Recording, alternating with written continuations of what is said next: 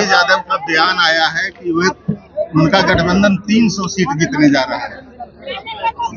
रोज रात में स्वप्न देखता है, उन लोग दिन में स्वप्न देख रहे हैं। 300 नहीं 30 सीट उनको मिल जाए यही गनीमत है। जिस प्रकार की हवा है और जिस प्रकार का नरेंद्र मोदी जी का परचम लहरा रहा है और जिस प्रकार का नीतीश कुमार का काम यहाँ बोल रहा है, कोई सामने नहीं है और काम के भी संदर्भ में कोई नहीं है।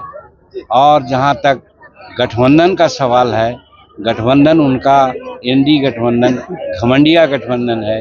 कोई जान नहीं है, कोई नेता नहीं है, कोई नियत नहीं है, कोई नीति नहीं है।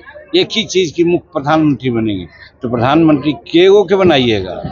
हमारा एनडीए में नरेंद्र भाई मोदी जी सर्वमान्य नेता हैं, विश्व के नेता हैं। उनको छोड़ करके भारत की जनता इतना बुद्धू है कि किसी दूसरे को छोटे भाईवन को देगा।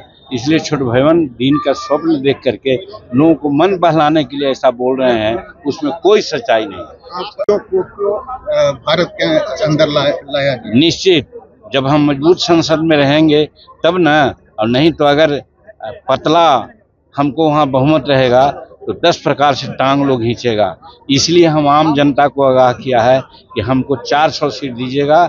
जरूरत पड़ने पर संसद से यूनानिमस रिजोल्यूशन होगा कि पीएको को भारत में मिला लिया।